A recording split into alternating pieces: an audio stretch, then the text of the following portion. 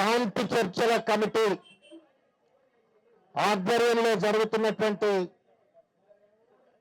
ఈ మహాధర్నాకు సభాధ్యక్షత వహిస్తున్నటువంటి పెద్దలు గౌరవనీయులు జస్టిస్ చంద్రకుమార్ గారు, అదేవిధంగా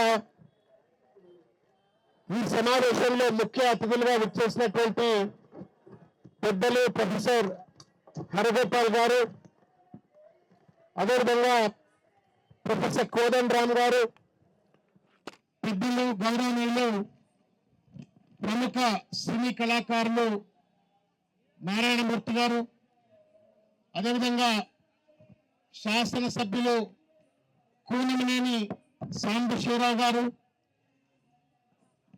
పెద్దలు గౌరవనీయులు నారాయణ గారు, మా అక్క విమలక్క, అన్వర్ ఖాన్ గారు, అదేవిధంగా ప్రతాప్ రెడ్డి గారు, మూడుమకసి నాయకులు గోవర్ధన్ గారు, వెంకట్రామయ్య గారు, ఈ సమావేశంలో ఉన్న మా సోదరిమణులు పద్మక్క గారు, ఇందిర గారు, సంగారెడ్డి గారు, మా విమల గద్దరన్న, ఇంకా వేదికపై ఉన్నటువంటి పెద్దలు పేరు పేరున అందరికీ కూడా హృదయపూర్వకంగా నమస్కారాలు. మా అన్న గద్దరన్న అబ్బాయి తనయుడు కూడా ఉన్నారు, వారికి కూడా హృదయపూర్వకంగా నమస్కారం.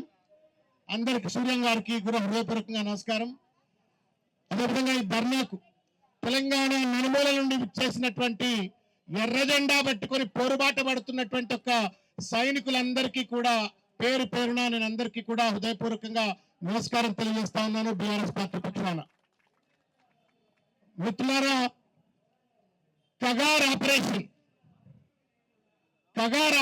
ఆపరేషన్ కగార్ అనేటువంటిది నా దృష్టిలోనే, మా పార్టీ దృష్టిలో ఇది ఆపరేషన్ కార్పొరేట్ కబ్జా. అడవుల పైన, సహజ సంపద పైన, గిరిజనుల పైన ప్రభుత్వం చేస్తున్నటువంటి ఒక దుర్మార్గమైనటువంటి దాష్టికం అని చెప్పని బీఆర్ఎస్ పార్టీ భావిస్తా ఉంది. వ్యక్తిగతంగా నేను కూడా అదే భావిస్తా ఉన్నాను. మిత్రులారా, ఇది మానవత్వానికి మచ్చ. భారత రాజ్యాంగం ఎవరికి కూడా చంపేటువంటి ఒక హక్కు ఎవరికి ఇవ్వాల, మనకి ఇవ్వాల, పోలీసు వాళ్ళకి ఇవ్వాల. కానీ రాజ్యాంగాన్ని రక్షకులుగా ఉన్నటువంటి వాళ్ళు, who are supposed to be the custodians of the constitution, భారత రాజ్యాంగాన్ని కాపాడే వాళ్ళు, వాళ్ళే ఇవాళ రాజ్యాంగాన్ని చేతిలో తీసుకొని ఇవాళ విచ్చలవిడిగా పిట్టల లెక్క ఇవాళ హక్కుల కోసం పోరాడుతున్నటువంటి ఒక వాళ్లను కాల్చి చంపడం, ఇది మానవత్వానికి మచ్చ. భారత రాజ్యాంగానికి కూలి చేసినట్టుగానే భావించాల్సిన అవసరం ఉంటుంది. మిత్రులారా,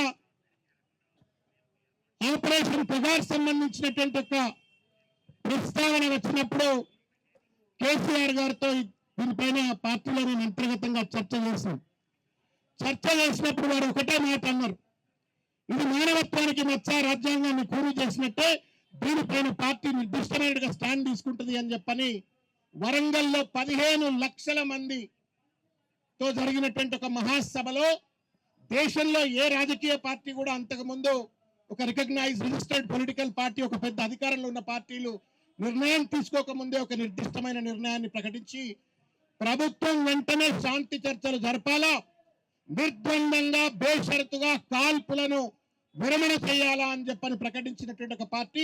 దానికి ఇవాళ కూడా కట్టుబడి ఉన్నాము. ఈ వేదిక నుండి కూడా కేసీఆర్ గారు చెప్పినటువంటి ఒక సిద్ధాంతం కావచ్చు, నిర్ణయం కావచ్చు, మరొక్కసారి నేను మీ అందరి ముందు తెలియజేస్తా ఉన్నాను. మిత్రులారా, ఇంకొక 2-3 విషయాలు నేను మీ ముందు పంచుకోదలుచుకున్నాను. అసలు ఏం కోరుకుంటా ఉన్నాను, ఇంతకుముందు పెద్దలు వెంకటరామయ్య గారు తీర్మానం ప్రవేశపెట్టి అద్భుతమైన అంశాలన్నీ కూడా మనందరి ముందు మాట్లాడింది. మావోయిస్టులు అయినా, నక్సల్స్ అయినా ఏం కోరుకుంటా ఉన్నారు? ఏం కోరుకుంటున్నారు అంటే, భారత రాజ్యాంగం ఏం కావాలనుకుందో వాళ్ళు అదే కోరుకున్నారు. ప్రియాంబుల్లో ఉన్నటువంటి అంశం కానీ, లేకపోతే ఆర్థిక అసమానత లేనట్టుగా సబ్బండ వర్గాలకు సమతుల్యమైన సామాజిక న్యాయం కలగాలని, అందరూ కూడా కులం పేరు మీద, మతం పేరు మీద వివక్ష లేకుండా స్వేచ్ఛ స్వాతంత్రం బతకాలని చెప్పని భారత రాజ్యాంగం చెప్పింది. అదే ఇవాళ మావోయిస్టులు కోరుకుంటా ఉన్నారు. కానీ దురదృష్టం, 77 ఏళ్ల స్వతంత్ర భారతదేశంలో ఇవాళకి కూడా పేదవాడు పేదవాడుగానే ఉన్నాడు, ఉన్నవాడు ఇంకా కూడా ఉన్నవాడుగా మారుతున్న పరిస్థితి మనం చూస్తా ఉన్నాం. విద్యలో వివక్ష, వైద్యంలో వివక్ష, ఉపాధిలో వివక్ష, తర్వాత ఉద్యోగాల్లో వివక్ష, ఆఖరికి ఏమైనా చిన్న చిన్న వ్యాపారాలు చేసుకుందాం, బ్యాంక్ కూడా ఏమైనా లోన్లు ఇస్తాడా అని చెప్పని పోతే 99% of the banking lending is only to either corporate sectors లేకపోతే అప్పర్ సెక్టర్ లో ఉన్నటువంటి వాళ్ళకి తప్ప పేద వాళ్ళకి వాళ్ళ బ్యాంకులు కూడా అందుబాటులో ఉన్నట్టు పరిస్థితి లేదు. ఆఖరికి ఎంత దుర్మార్గము అంటే ఈ దేశంలో న్యాయ వ్యవస్థలో కూడా ఇవాళ అణగదొక్కబడ్డ వర్గాలకు అన్యాయం జరుగుతున్న పరిస్థితి, గిరిజనులకు, మైనారిటీలకు, అణగదొక్కబడ్డ వర్గాలకు.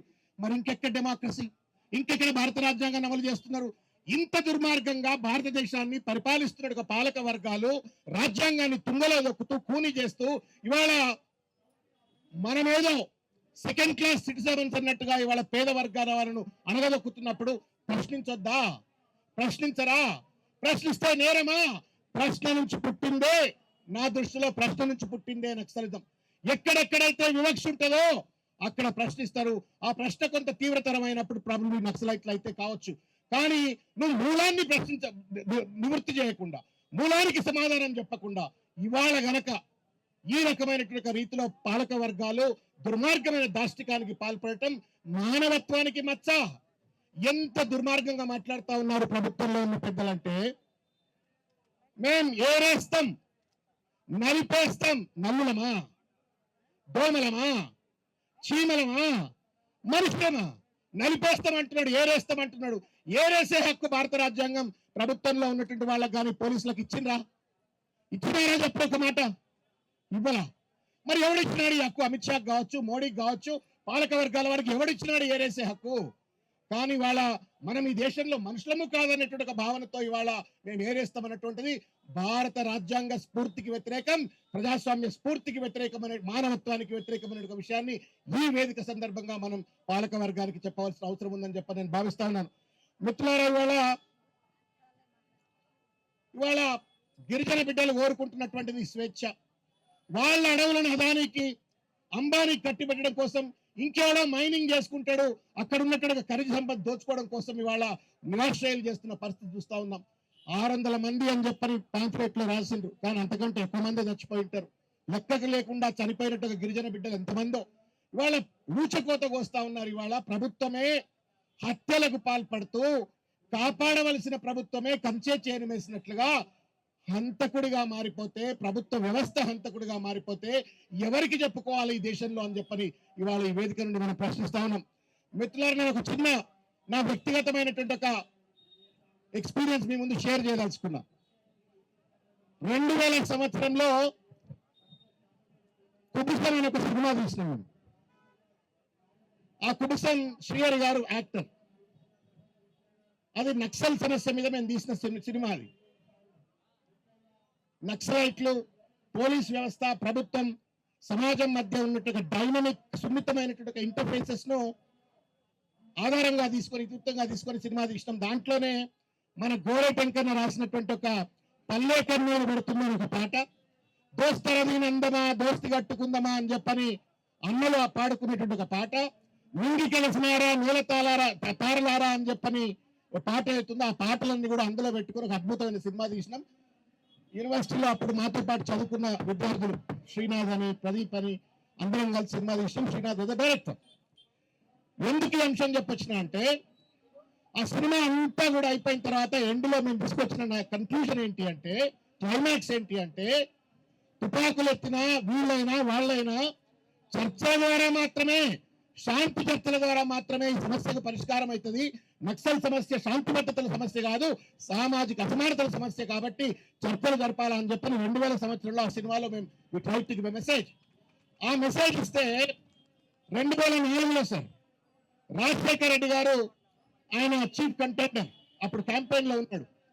ఎన్నికల్లో ఆ రోజు కాంగ్రెస్ పార్టీ 2004లో మా పల్లె కన్నీరు సినిమా మాకు రాయల్టీ ఏమి ఇవ్వలే, కానీ మా పాటను మాత్రం పెద్ద ఎత్తున వాడుకున్నారు. వాళ్ళు అధికారులకు వచ్చినారు. వాళ్ళు తదనంతరం పాటను వాడుకున్నారు. తర్వాత మేము ఆ సినిమాలో చెప్పినటువంటి ఒక స్ఫూర్తి ఏదైతే చర్చలు ఉన్నాయో ఆ చర్చలు కూడా చేసినారు. సరే, తర్వాత జరిగిన పరిణామాల గురించి నేను లోతుగా వెళ్ళను. I wanted to only appeal in democracy there is no role for separation. అణచివేతకు, కుట్రపూరితంగా, కుతంత్రపూరితంగా పాలక వర్గం హత్య గావించేటువంటి హక్కు, అధికారం ఇవాళ ప్రభుత్వాలకు లేదు. చర్చ, డెమోక్రసీ అంటే డైలాగ్. డైలాగ్ అంటే చర్చ. కానీ ఆ స్ఫూర్తికి భిన్నంగా నిరంకుశంగా ఇవాళ ఈ ప్రభుత్వం వ్యవహరిస్తా ఉంది. కాబట్టి ఇవాళ ఈ వేదిక నుండి బీఆర్ఎస్ పార్టీ కార్యకర్తగా కేసీఆర్ గారు ఇచ్చిన సందేశాన్ని మరొక్కసారి మీ ముందు చెప్పదలుచుకున్నాను. కగార్ ఆపరేషన్ కగార్ ను వెంటనే నిలిపివేయాలా, చర్చలు జరపాలా, కాల్పుల విరమణ చేయాలా.